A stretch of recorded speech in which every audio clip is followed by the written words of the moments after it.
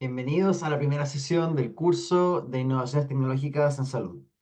Hoy comenzaremos explorando los fundamentos que nos guiarán a lo largo de todo el curso. En esta sesión vamos a cubrir algunos temas claves como son definiciones, específicamente lo que es informática, informática en salud y salud digital. Vamos a discutir también la diferencia entre digitalización y transformación digital. Y dado que estamos hablando de cosas digitales que entendemos en algún momento estarán relacionadas con datos, vamos a hablar desde dónde se originan los datos, de dónde vienen en el área de la salud, qué tipos de datos hay, cuáles son sus propiedades y particularmente vamos a poner énfasis en el tema de la calidad de los datos.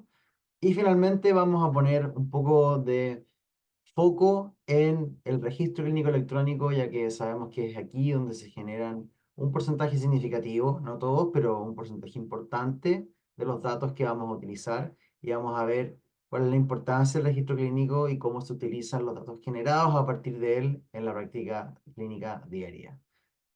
Nuevamente, el objetivo entonces de esta sesión es sentar las bases para que comprendamos los datos y cómo la tecnología puede utilizarlos para mejorar la atención en salud. Vamos a comenzar entonces. Y nuevamente es importante reconocer que el objetivo principal de este curso es equiparlos con las herramientas y conocimientos necesarios para resolver problemas del mundo real en el ámbito de la salud, integrando lo que llamamos a la izquierda, que es más bien la práctica del cuidado de la salud, con lo que viene a la derecha, que es más esta idea de la digitalización y de la salud digital, en realidad transformación digital, como vamos a ver. Nuestra meta es que puedan conectar estos dos mundos para mejorar la atención de sus pacientes y optimizar los procesos de trabajo, resolviendo entonces, como dice el texto aquí, problemas del mundo real con tecnologías de la información. Y antes de empezar con la materia, también mencionar la importancia de la disciplina de la innovación en salud que está en el núcleo de nuestro curso y que es una de las fuerzas más transformadoras en el ámbito de la salud, ya que no solo implica la creación de nuevas tecnologías per se, sino que también implica la mejora continua de los procesos y los métodos existentes y la implementación de soluciones creativas en la práctica para problemas complejos. Esta caricatura es una excelente representación de un aspecto crucial de la innovación en salud que tiene que ver con la identificación de necesidades no resueltas. Y en el ámbito de la salud, a menudo nos encontramos con problemas que no necesariamente tienen soluciones adecuadas al día de hoy, y lo que ocurre en la práctica es que, como muestra el dibujo, el cartel dice múltiples necesidades no resueltas por aquí, apuntando hacia el pabellón, mientras que uno de los personajes menciona que, según el libro de cirugía, todos los problemas ya han sido resueltos. Y esa es una verdad fundamental que quiero compartir con ustedes, y es que aunque la literatura y los protocolos avanzan, siempre van a haber áreas que necesitan mejoras e innovaciones, y mientras antes nos pongamos a observar con atención, antes vamos a ser capaces de identificar estas oportunidades de mejora.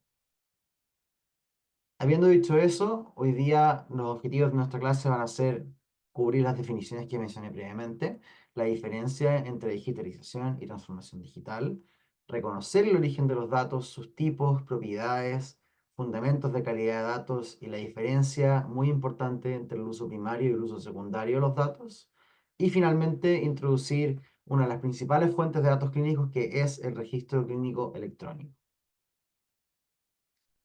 Entonces, si vamos a hablar de tecnología en salud, es importante reconocer que el cuidado de la salud es un área extremadamente compleja. Y eso se refleja en la cantidad de años que ustedes tuvieron invertir para poder siquiera titularse como profesionales de la salud de buenas a primeras. Tuvieron que estudiar todo lo que es la anatomía, los órganos, la estructura del organismo, así como también su funcionamiento y la fisiología, solo para después empezar a entender cómo todos estos sistemas anatómicos y funcionales podían enfermarse en alguna de las distintas variedades o especialidades en las que se organizaba la medicina, como la pediatría, la cirugía, la medicina interna o la ginecología obstetricia. Sin embargo, lo interesante, y esto es común a todas las áreas de la salud, no solo a la medicina ni a la enfermería, es que cuando uno egresa como profesional, independiente de lo que uno termine trabajando, necesariamente nos tocará sentarnos a ingresar datos en un sistema de información. Y la gran pregunta es, ¿para qué? Ya que esto rápidamente empieza a sentirse, como pueden ver en la imagen, como una obligación y en cierto sentido estar encadenado a estas herramientas de registro de información. Y aquí les traigo algunos artículos que ya a estas alturas son bastante antiguos, pero que mostraban inclusive hace 10 11 años atrás cómo la implementación de sistemas de información traían consigo consecuencias no deseadas, como la inmensa cantidad de clics, el grado de burnout asociado a su uso y cómo en diferentes circunstancias, en servicios de urgencia, en pacientes hospitalizados, en servicios ambulatorios, todas estas consecuencias negativas de la implementación de sistemas de información se hicieron manifiestas rápidamente. Entonces la pregunta es, ¿por qué? ¿O qué sentido tiene esto? Particularmente cuando uno piensa que la relación médico-paciente o la relación del profesional de la salud con sus pacientes que uno espera es como la que uno ve en esta fotografía, en que el profesional puede mirar a los ojos al paciente y tratar de comunicarse con él y comprender y acompañarlo en un proceso que no necesariamente es agradable y que puede involucrar sufrimiento en los momentos más difíciles de la vida de las personas. Pero en la práctica, como pueden ver en este dibujo de una paciente pediátrica, lo que termina ocurriendo es como el dibujo, en que el médico en realidad no está mirando al paciente, sino que le está dando la espalda para gastar todo su tiempo escribiendo en el registro clínico, que es lo mismo que experimentan todas las otras profesiones de la salud. Quizás lo único que no es cierto de este dibujo es que aquí vemos que el profesional de la salud está con una sonrisa, cuando en la práctica esto no siempre es así al lidiar con estos sistemas de información. Entonces, ¿cómo entendemos todo esto? Aquí es donde vamos a empezar con nuestras definiciones y vamos a empezar como, por así decirlo, ya más en materia. Lo primero es hacer esta distinción entre digitalización y transformación digital. Digitalización, para efectos de este curso, consiste en tomar un proceso existente y utilizar herramientas computacionales para digitalizarlo, es decir, tomar lo que ya existe en el mundo físico y llevarlo al mundo de los computadores, pero sin cambiar sustancialmente el proceso subyacente. Un ejemplo de esto sería tomar digamos, una película que está en un formato tradicional, tipo como los celuloides antiguos o lo que se ocupaba antes para hacer las proyecciones, y pasarla a un computador y que ahora la misma película que se podía ver de manera análoga ahora se puede ver de manera digital. La transformación digital, en cambio, consiste en tomar un proceso existente y reimaginarlo completamente a la luz de las tecnologías de la información, utilizando por lo tanto todo el potencial que tienen estas tecnologías para transformar el proceso y obtener beneficios adicionales a simplemente contar con el proceso antiguo en digital. Así, por ejemplo, Netflix redefinió el concepto de cine en casa, desplazando el arriendo de videocassettes o de VHS, como se conocía antes con las cadenas de Blockbuster, por ejemplo, y donde por el precio de una o dos películas al mes te entregaba acceso a todas las películas de su catálogo a cambio de información relevante para cada uno de los usuarios que le otorgaban al usar el servicio. Este ejemplo, que es muy tradicional y probablemente conocido por ustedes, se ha visto prácticamente en todas las industrias que han pasado por el paradigma de transformación digital. Ejemplos sobran en el retail con el e-commerce, en los servicios financieros, en el transporte y las comunicaciones. Sin embargo, históricamente el sector salud ha estado más atrasado y la mayoría de los esfuerzos en la práctica han sido en términos de digitalizar los procesos de salud y no necesariamente transformarlos digitalmente. Por ejemplo, se pueden pedir horas por internet, algo que antes se podía hacer en persona, pero el proceso mismo de pedir la hora y lo que se obtiene a consecuencia de la pedida de la hora es muy similar a lo que se hacía en persona. Ahora se hace online, pero no se gana mucho con eso. Lo mismo con obtener los resultados de los exámenes de laboratorio vía digital. Antes había que ir a pedirlos impresos al laboratorio, hoy día se te entrega el PDF a través de la página web, que se ve igual que el PDF impreso, sin en la mayoría de los centros de salud, sin ningún valor adicional, sin ningún cambio en el proceso. Entendiendo ahora esa diferencia entre digitalización y transformación digital, es que vamos a comenzar y empezar a hablar un poco de los términos fundacionales que llevan a la idea de salud digital. Y lo primero es la informática. Y nosotros vamos a definir informática nuevamente para efectos del curso como la gestión de la información y el conocimiento. Es muy importante darse cuenta que esto en ninguna parte habla de computador en su definición. Por lo tanto, sí, la pregunta que se plantea aquí, sí es posible hacer informática con lápiz y papel. Y de hecho lo hacemos todo el día en los hospitales. Ustedes ven aquí en esta imagen una, una hoja que muestra muchos datos en pacientes que están recibiendo una terapia dialítica. Y ustedes pueden ver ahí que en este contexto específico estamos gestionando la información y el conocimiento utilizando papel y lápiz. Ahora, en la práctica, evidentemente, es mucho más conveniente hacer esta gestión de la información y del conocimiento con los computadores, ya que podemos hacer uso de todos los avances en términos de almacenamiento, procesamiento de la información, algoritmos, etcétera.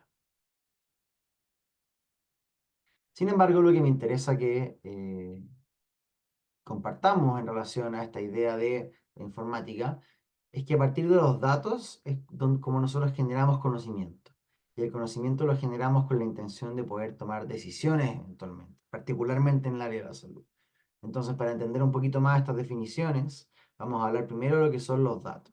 Y los datos para nosotros son símbolos, símbolos que por sí solos no tienen mucho significado, como por ejemplo en el caso de este diagrama, un símbolo es 39. Sin embargo, cuando uno le agrega un poco de significado a estos símbolos o a estos datos, empieza a tener información, como por ejemplo 39 en realidad es la temperatura exterior del paciente. Entonces con eso ya tenemos algo más de información y eso eventualmente, cuando lo combinamos con información que nosotros ya sabemos verdadera, como por ejemplo que una temperatura sobre 38 grados es fiebre, podemos empezar a adquirir conocimiento sobre lo que estamos viendo en la realidad. Entonces, si un paciente tiene 39 grados de temperatura axilar, nosotros empezamos a saber que ese paciente tiene fiebre porque estamos combinando esa información con conocimiento previo.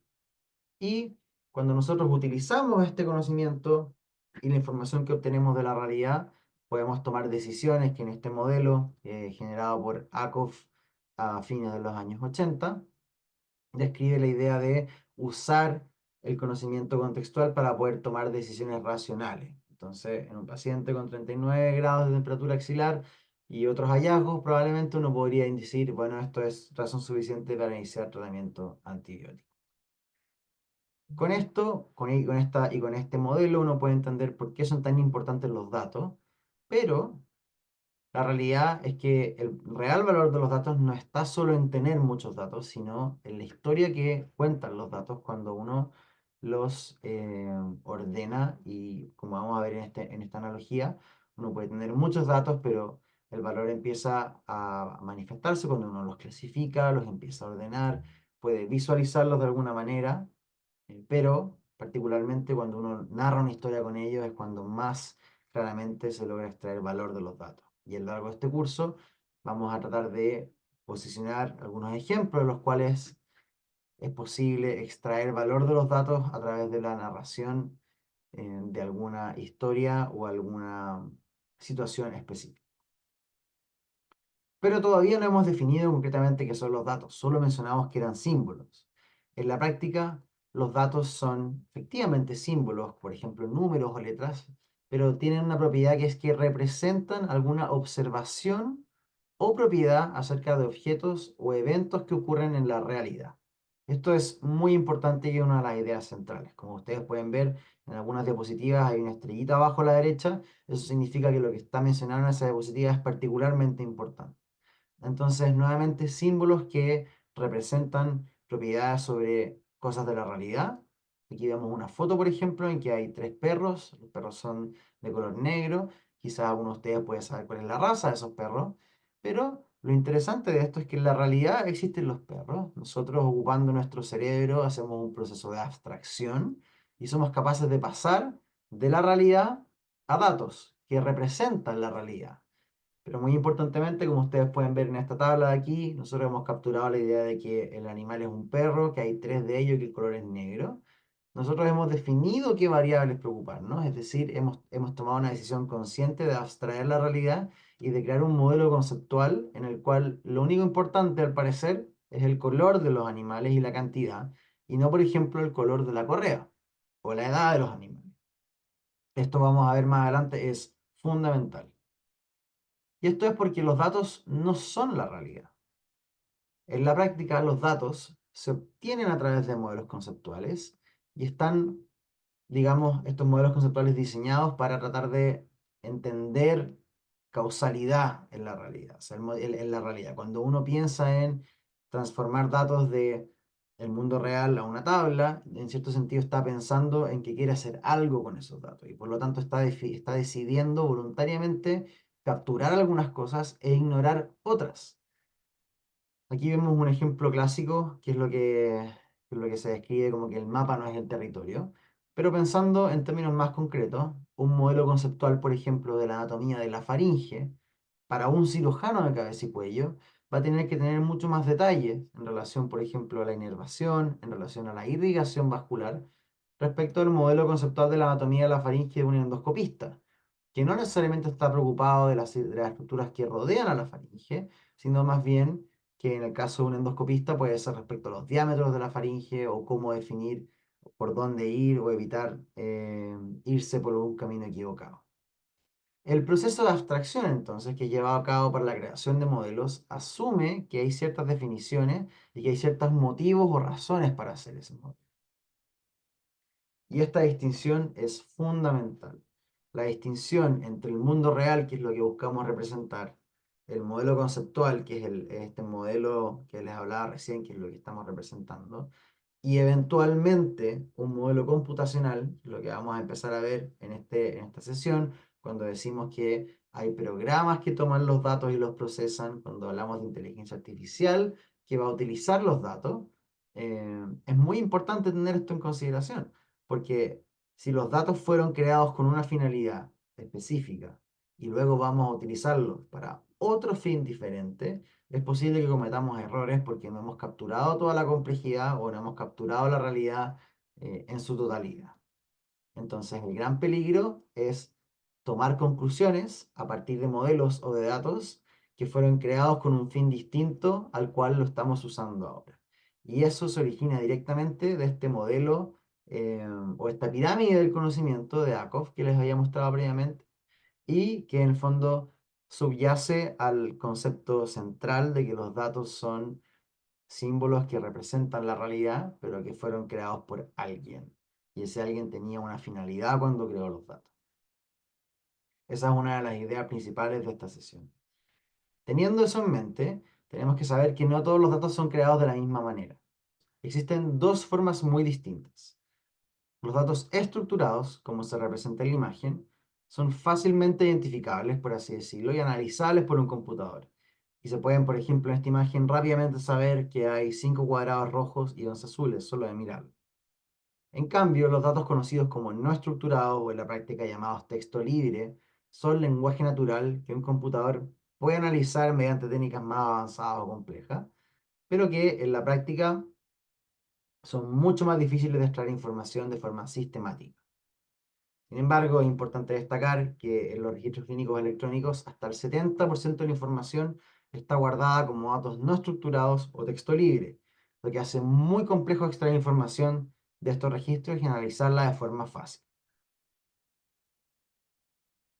Si vemos en más detalle en qué consiste un dato estructurado, podemos ver que el componente central de la definición de dato estructurado es la idea de que hay un esquema que le otorga significado al dato o al número, por ejemplo. Eso lo hace fácilmente procesable. La tabla de la izquierda muestra distintas columnas, donde cada columna puede tomar un valor de 0 o 1. Y, por ejemplo, la columna TX, aquí no se ve tan claramente, pero era un síntoma, por ejemplo, dolor torácico o diarrea o disfagia.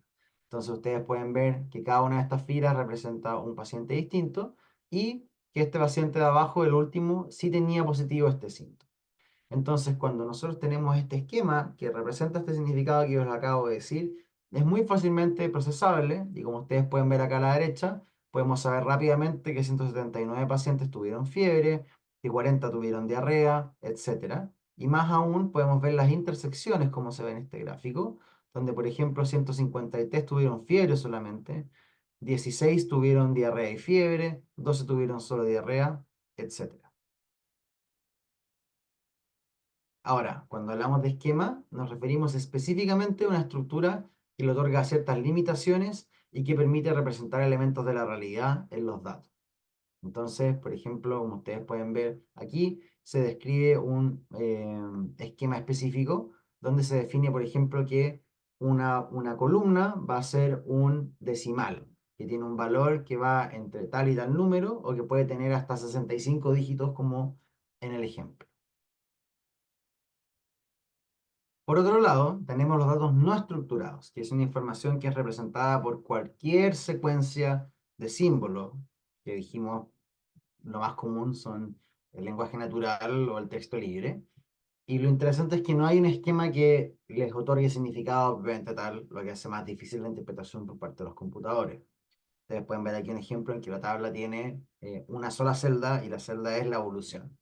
Y la evolución en su interior contiene texto libre, bastante libre, donde hay uso de siglas, hay comas para separar cosas, hay referencia a números, hay referencia a texto entre medio, unidades de medida, y todo eso está apretado y puesto junto en un solo campo, lo que hace bastante difícil extraer el significado a menos que uno sea un experto en el tema.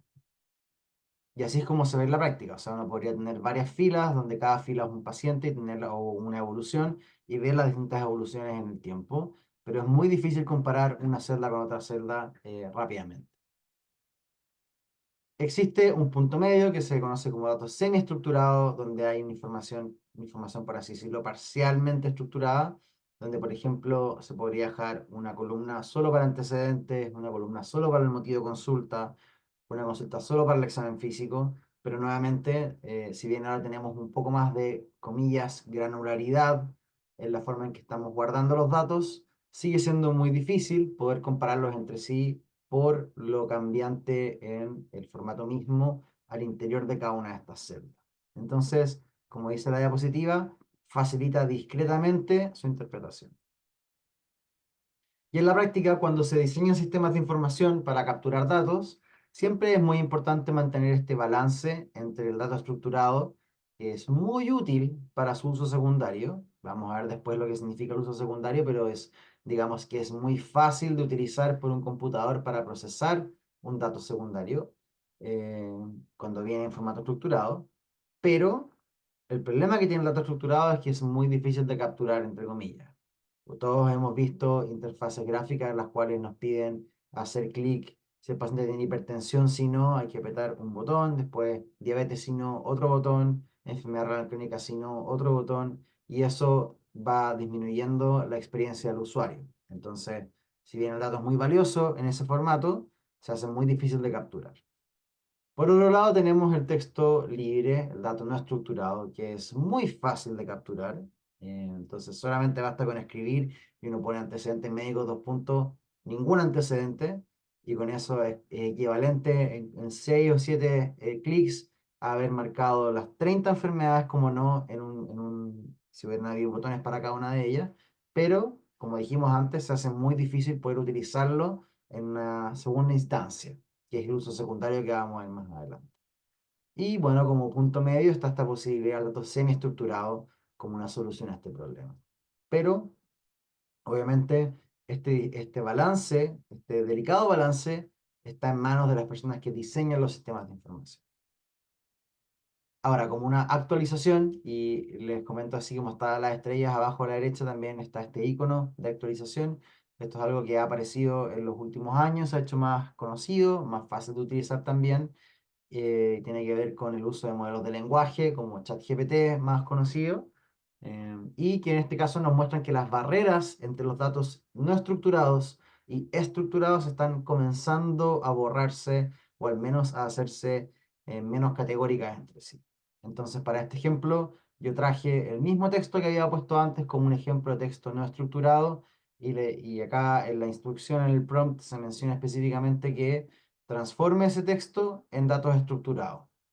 Y ustedes pueden ver cómo inmediatamente un modelo de lenguaje tiene la capacidad de empezar a extraer ciertas propiedades del texto libre, como por ejemplo que no hay antecedentes, que no hay ningún fármaco, que no hay cirugías, pero aquí si se fijan está tomando literalmente lo que está puesto aquí, lo está poniendo acá, que es un tremendo avance, porque estas cosas se pueden hacer a gran escala hoy en día. Inclusive acá vemos cosas súper interesantes como que es capaz de extraer la frecuencia cardíaca, la presión arterial, elementos del examen físico, el peso, e inclusive uno puede pedir que lo muestre como una tabla.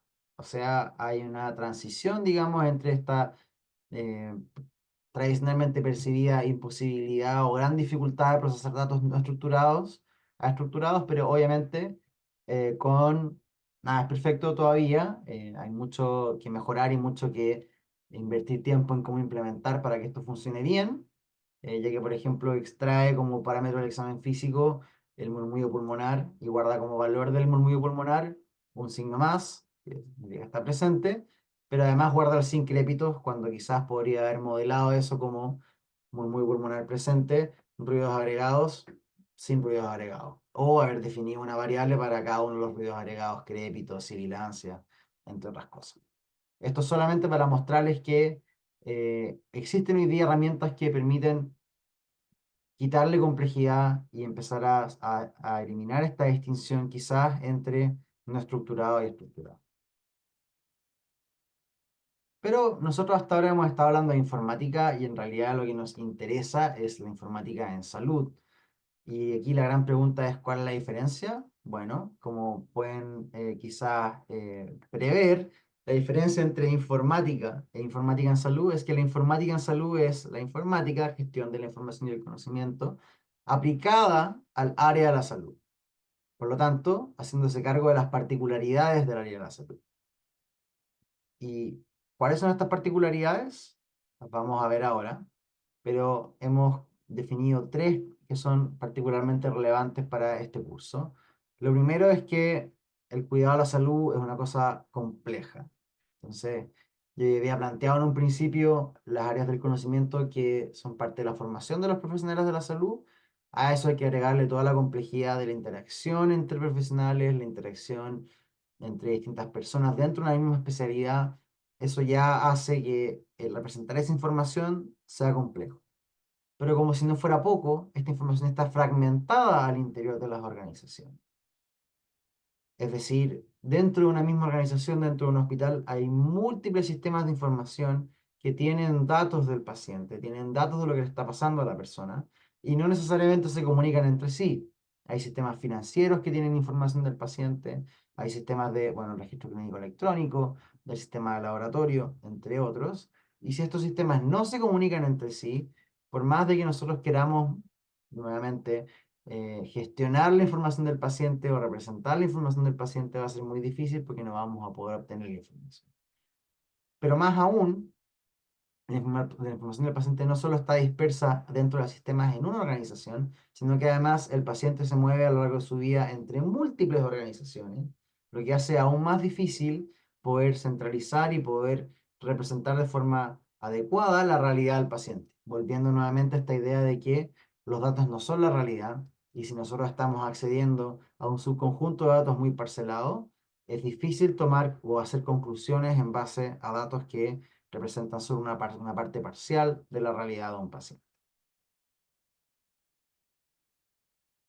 Y además de la fragmentación, entonces dijimos complejidad, fragmentación, aparece el tercer problema principal o la tercera particularidad principal que nosotros vamos a mencionar hoy día y que es que los datos en salud en general son de mala calidad.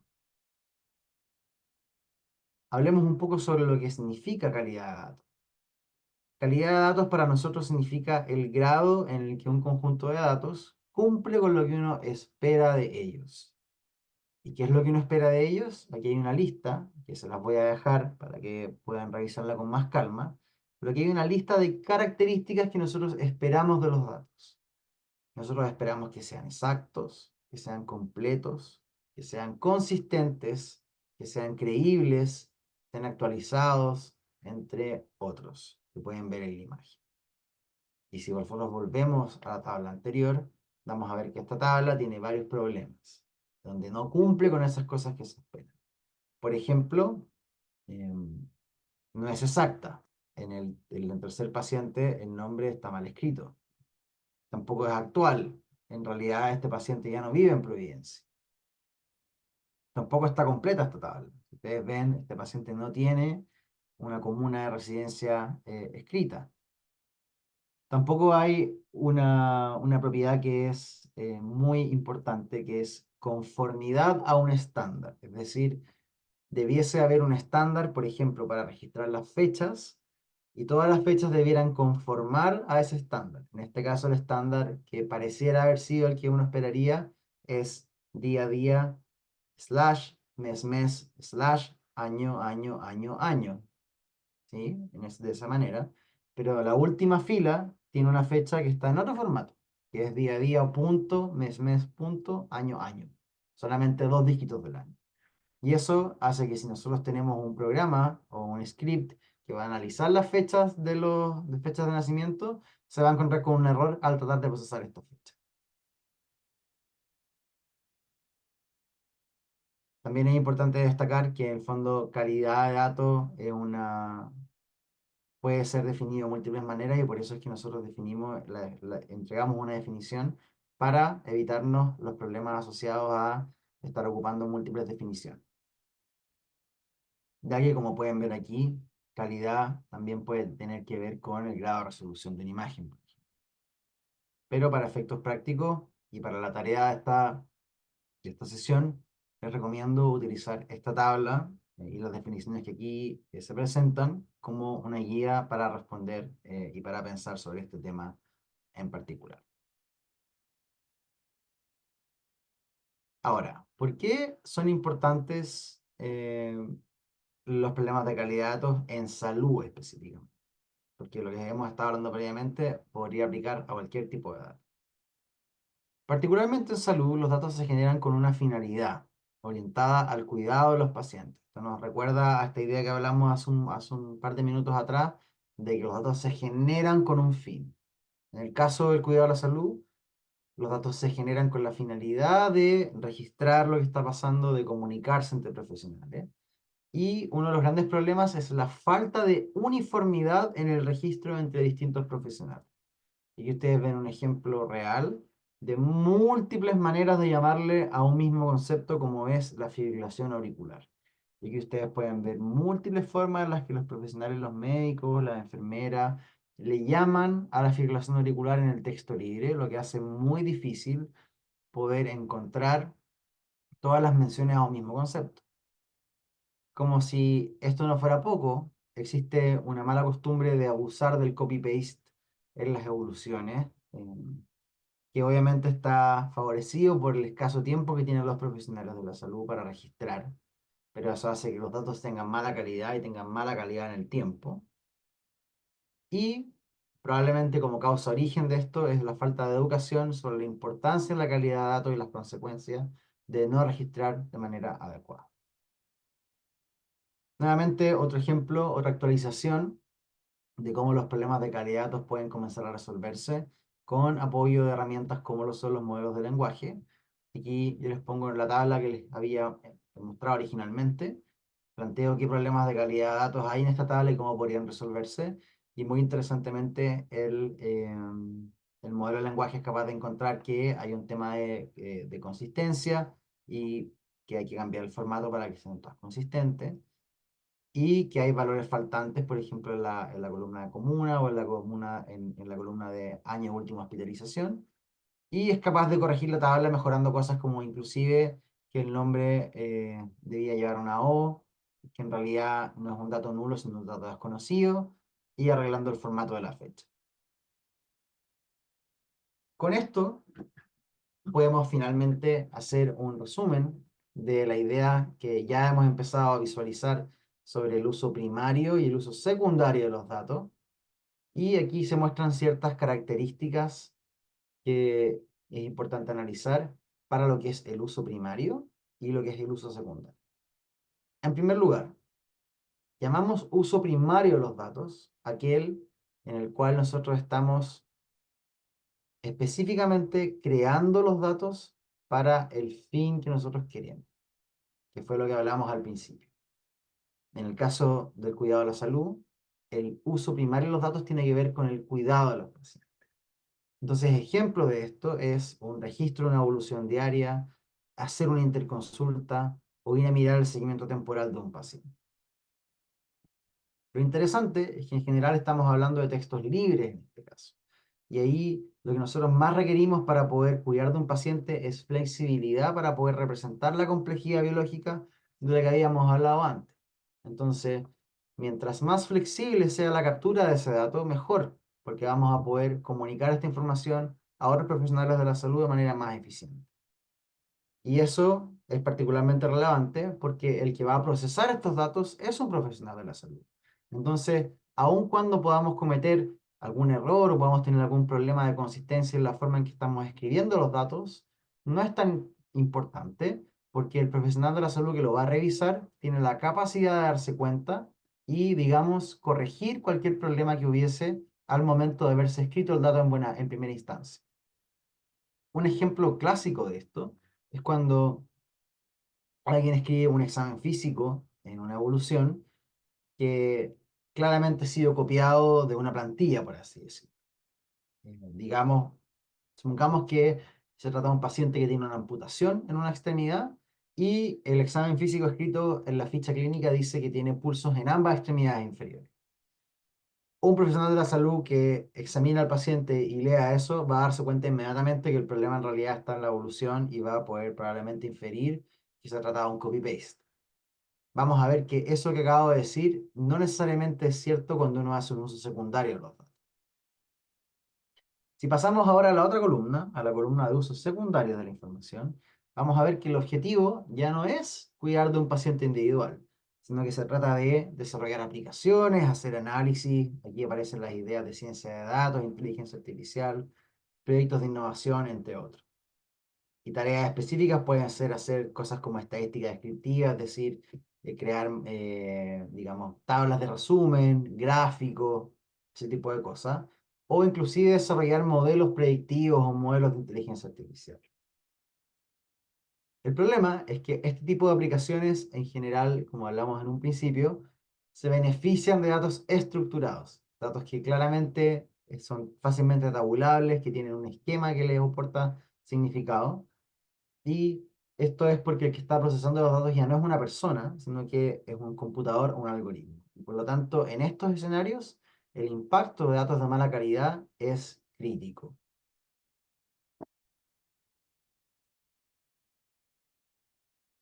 Entonces, resumiendo, dijimos que la informática en salud era la informática, gestión de la información y el conocimiento, aplicada al área de la salud, tomando en cuenta las particularidades que acabamos de mencionar. Una realidad biológica compleja, datos fragmentados y datos de mala calidad. Pero la informática en salud no se trata solamente de representar datos, sino que tiene múltiples temas que estudia, por así decirlo. Y ustedes pueden comprar un libro de informática en salud y van a ver todos estos temas. Y es mucho más que comillas computación. Em, los temas que ustedes ven aquí no los voy a leer para no extender innecesariamente la presentación, los pueden revisar, pero algunos de ellos que marqué en rojo los vamos a conversar en este curso. Y en realidad lo que a mí me interesa transmitirles es que como profesionales de la salud del siglo XXI debiesen estar familiarizados con algunos de estos tópicos, ya que no son, digamos, un conocimiento del TI o del estadístico, sino que son cosas en las cuales nosotros estamos interactuando día a día. Y eso nos lleva finalmente a la idea de la salud digital, y que si bien tiene múltiples definiciones, como vamos a ver en sesiones posteriores, y cuesta bastante que la gente se ponga de acuerdo a qué se refiere con salud digital. Para efectos de este curso, nosotros vamos a llamar salud digital a todas las aplicaciones tecnológicas de, digamos, tecnologías de comunicación e información, comillas, derivadas de la informática en salud, para mejorar la calidad y la eficiencia de la atención en salud y hacer que la medicina sea más personalizada y precisa. Es decir, el foco es lo que cambia entre la informática en salud y la salud digital. La informática en salud está preocupada de hacer el mejor trabajo posible, de representar los datos, de intercambiar la información, de hacer soporte a la toma de decisiones de un punto de vista más técnico, mientras que la salud digital tiene un componente que va más allá de lo técnico solamente, sino que está enfocado en mejorar la calidad de la atención, en mejorar la eficiencia de la atención, haciendo uso de estas herramientas. Yo les diría que esa es la principal distinción en la práctica. Ahora, esto es una definición muy conceptual. Operacionalmente hay múltiples cosas que se le llaman salud digital. La telemedicina es un ejemplo de salud digital, el uso de inteligencia artificial para diagnóstico automatizado, un ejemplo de salud digital, pero todas esas cosas las vamos a ir viendo en las distintas sesiones continuas. Ahora, importante que esta idea de salud digital no es una idea nueva, ni es una idea que uno diga, ah, sí, desde los últimos 2 años. Esto lleva mucho tiempo dando vuelta. Esto es un artículo ya, específicamente este de Lancet, esta publicación es del año 2018, 2017, si mal no recuerdo. Y ya en esa época se tocaban todos estos temas de inteligencia artificial, telemedicina, Nature también en el año 2019. O sea, ya han pasado 5, 6, 8 años desde que se está hablando fuertemente de salud digital y de medicina digital, y por lo tanto, esto ya no es algo que uno diga como estamos hablando del futuro, sino que hace harto tiempo que ya estamos hablando del presente, en distintas modalidades con inteligencia artificial y cosas de esas características que vamos a profundizar. Ya, por ejemplo, los radiólogos desde el año 2018 que se están cuestionando esto, y desde el año 2019 que ya inclusive algunas especialidades médicas, normalmente como los radiólogos, terminaron dividiendo su revista de publicaciones en sus publicaciones de radiología tradicionales y sus publicaciones de radiología de inteligencia artificial. Lo que queda muy claro al mirar cómo la FDA ha ido aprobando más y más algoritmos de inteligencia artificial para efectos diagnósticos en distintas áreas de la medicina. Y ustedes pueden ver aquí la cantidad de algoritmos aprobados por la FDA a lo largo del tiempo. Pueden ver también cómo esto ha ido aumentando exponencialmente. Este es el 2023 porque fue datos que se liberaron a mediados de año pasado. Y notar que la principal especialidad que está llevándose estos algoritmos hasta el momento es radiología, pero que hay otras que progresivamente empiezan a tener mayor preponderancia. Ahora, quiero hacer una pausa aquí y que empecemos a pensar sobre desde dónde se originan esos datos. Para eso voy a cortar el video en esta sección y vamos a continuar en la segunda parte de la sesión 1 en el siguiente video.